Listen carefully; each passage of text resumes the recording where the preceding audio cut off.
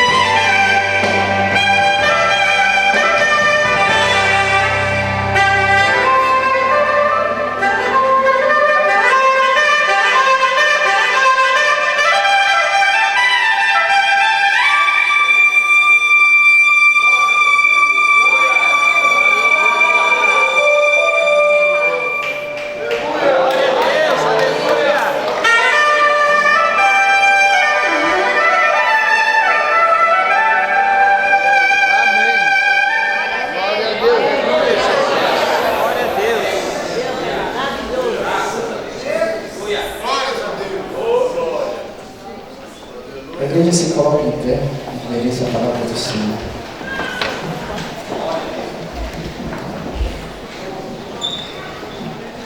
Os irmãos abram as vossas Bíblias no livro de Efésios, no capítulo 3. Efésios capítulo 3, versículo 20 e 21. E também em Apocalipse capítulo 2. Louvo a Deus por estar aqui esta noite. Agradeço ao pastor pela oportunidade.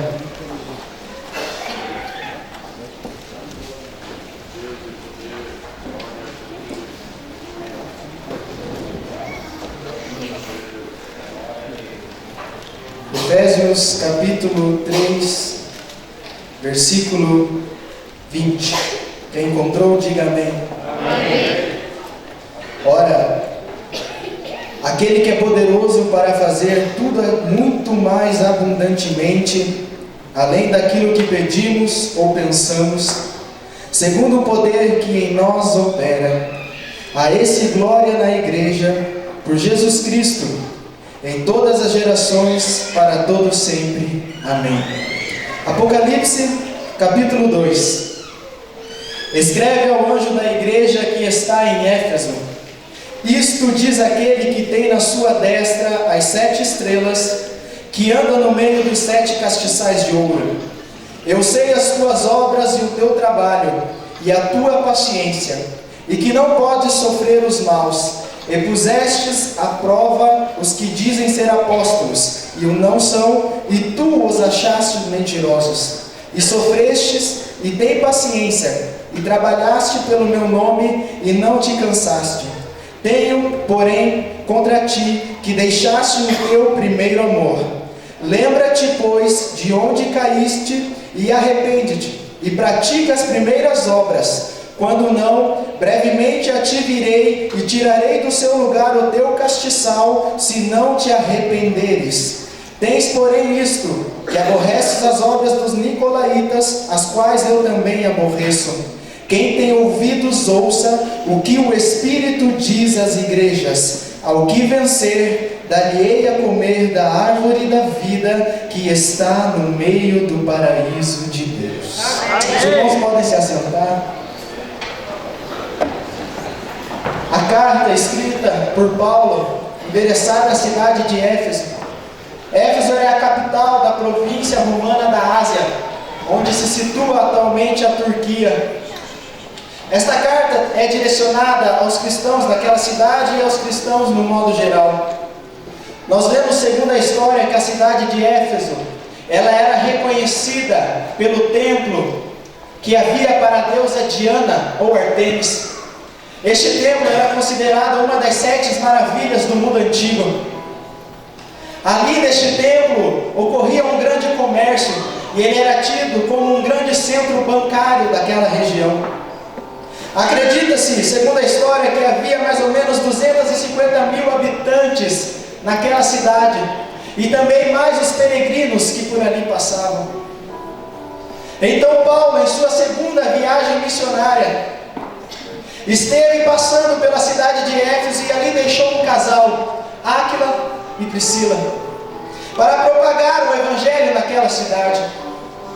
Nós vemos que depois Paulo, em sua terceira viagem, foi ali para fundamentar a igreja na cidade de Éfeso. Paulo permaneceu pastoreando esta igreja por 3 anos. Depois de Paulo, o pastor escolhido pelos anciãos e por Paulo foi Timóteo. E Timóteo ficou ali pastoreando por 1 ano e meio. Se nós pudéssemos tratar de um tema-chave da carta de Efésios, Paulo fala sobre o mistério da igreja, a eclésia tendo como Cristo a cabeça da igreja. Nós vemos na carta de Efésios Paulo tratando a igreja como um corpo, dividido em várias partes, e temos Jesus Cristo como cabeça deste corpo. Nós lembramos do nosso corpo humano, nós temos as células se juntam, formam os órgãos, tecidos, órgãos. Os órgãos se juntam, formam sistemas, todos os sistemas fazem o nosso corpo andar. E temos o nosso cérebro, que dá o comando para todas as ordens do nosso corpo. Nós vemos no capítulo 1 da carta de Efésios, no versículo 7, em quem temos a redenção pelo seu sangue, a remissão das ofensas segundo as riquezas da sua graça, que Ele tornou abundante para conosco em toda sabedoria e prudência, descobrindo-nos o mistério da sua vontade, segundo o seu beneplácito, que propusera em si mesmo, de tornar a congregar em Cristo todas na dispensação da plenitude dos tempos, tanto aos que nos céus como os que na terra. Paulo diz neste primeiro momento, no seu capítulo 1, que através de Jesus Cristo nós recebemos todos os benefícios de Deus para a nossa vida. A partir do momento que aceitamos a Cristo como nosso Salvador, o sangue dele nos purifica de todo o pecado. Nós somos considerados filhos adotivos de Deus e recebemos a certeza de uma herança que não ocorre aqui, uma herança que é eterna no céu junto com Ele. Quando recebemos Cristo em nossas vidas, também recebemos a promessa que Ele deixou, recebemos o Espírito Santo, aonde Ele começa a produzir produzir, e nós geramos frutos do Espírito e também recebemos o poder, recebemos a virtude de Deus, para que quando nós orarmos, enfermos sejam curados, para que quando nós orarmos, demônios corram longe de nós, para quando nós orarmos, nós podemos ver a glória de Deus em nossas vidas. Mas o que me chama a atenção é no versículo 7, em quem temos a redenção pelo seu sangue. Redenção quer dizer o preço pago para obter a libertação de um escravo. Pela morte de Cristo, o sangue dele derramado na cruz. Este sangue sobre as nossas vidas nos traz uma libertação da escravidão do jugo do pecado para uma nova vida com Cristo. Meu irmão, o preço da redenção foi pago por Jesus Cristo na cruz do Calvário. E se você crê na obra de Cristo, você deveria já estar louvando e adorando o nome dele, porque é pelo sangue dele, a purificação dele sobre a sua vida, é que hoje nós temos acesso à graça de Deus e podemos sentir a presença dele em todos os lugares onde estamos. Ele pegou a cédula de todos os meus pecados e cravou na cruz por amor a Ei, você. Senhor.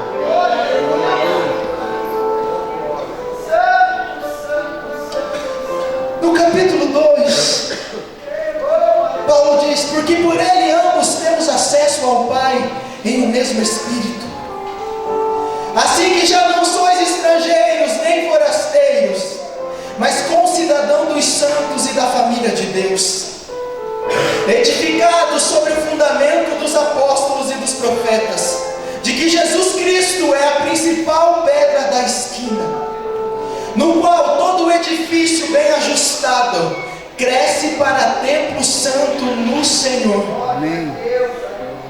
no qual também vós juntamente sois edificados pela morada de Deus no Espírito.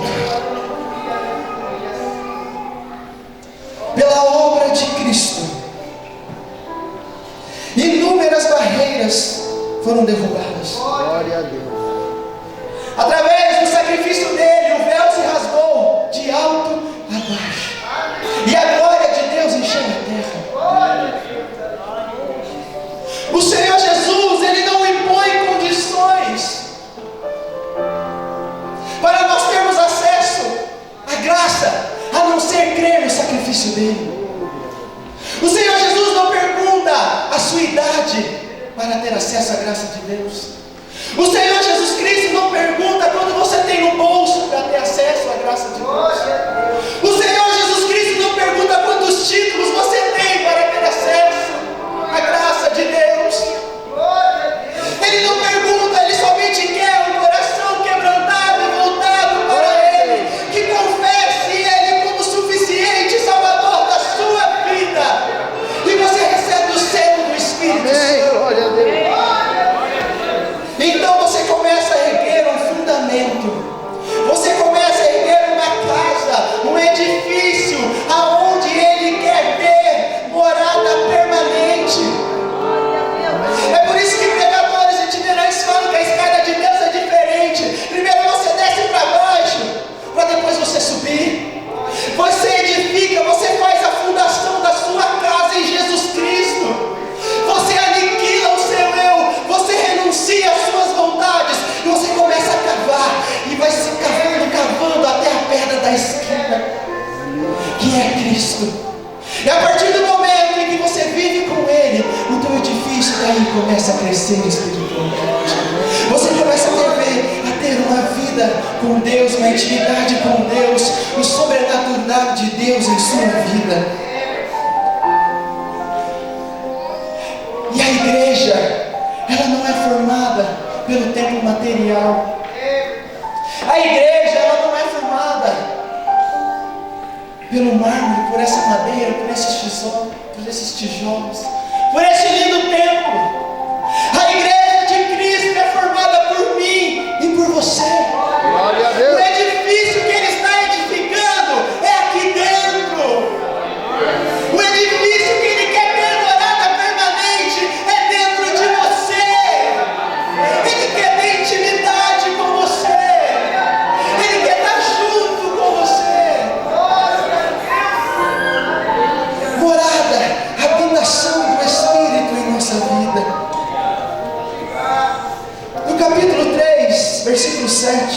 Versículo 8. A mim, o mínimo de todos os santos, me foi dada esta graça, de anunciar entre os gentios por meio do Evangelho as riquezas incompreensíveis de Cristo, e demonstrar a todos qual seja a dispensação do mistério, que desde os séculos esteve oculto em Deus, que tudo criou, para que agora pela igreja, a multiforme sabedoria de Deus seja conhecida dos principados e potestades nos céus, segundo o eterno propósito que fez em Cristo Jesus, nosso Senhor. Algum tempo atrás nós estávamos na escola dominical, e durante a ministração do Vinícius na aula, ele usou uma ilustração, e isso está no meu coração há meses, que já faz uns 2 meses que ele ministrou nessa aula. A igreja, ela não foi profetizada no Antigo Testamento. Você não encontra referências da igreja no Antigo Testamento, porque ela era um mistério que estava oculto em Deus. Não era revelado para os homens, a igreja. Então Satanás não conhecia o mistério da igreja.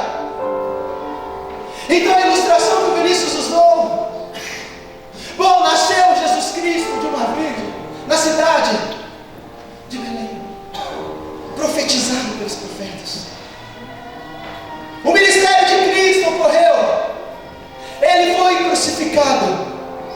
Isaías, o castigo que nos traz a paz estava sobre ele, e pelas suas pisaduras fomos sarados. Ele sabia que isso iria acontecer com Jesus Cristo. Cristo morre, ao 3º dia ele ressuscita. Louvado seja o nome do Senhor. Glória a Deus. Por vezes eu não entendo a distância que nós temos da palavra. O simples fato de falar que Jesus Cristo ressuscitou não nos causa mais nada. Nós vemos a distância que estamos, por vezes, no Evangelho. O maior sinal de que isso aqui é verdade é que Jesus Cristo ressuscitou. Glória a Deus. Então Jesus passou 40 dias, ascendeu aos céus. Passado 10 dias, o dia de Pentecostes. O Pentecostes veio sobre aqueles discípulos que estavam naquela casa. Satanás pode ter pensado: Joel, a profecia se cumprindo. Ele falou: mas isso vai ser fácil de abafar. É só uma meia dúzia. E eu me alegro no Senhor, porque Pedro, cheio do Espírito Santo, ministrou e 3.000 almas aceitaram Jesus Cristo. Então o próprio Cristo chama um homem chamado Paulo e espalha o Evangelho aos gentios e a toda a terra. E já fazem 2014 anos que Satanás está tentando destruir a igreja e não consegue, porque ela está fundamentada na obra de Jesus Cristo. Glória a Deus. Oh, Deus amado. Louvado seja o teu nome. E nós estamos aqui como igreja, como filhos de Deus, para a glória dEle, para a honra dEle, para o louvor dEle. Os 3 capítulos seguintes, Paulo trata de ensinos da vida cristã. Ele fala sobre padrões morais, unidade na fé, unidade no compromisso com Cristo. E ele fala de uma batalha espiritual, Efésios 6. Nos demais, irmãos meus, fortalecei-vos no Senhor e na força do seu poder.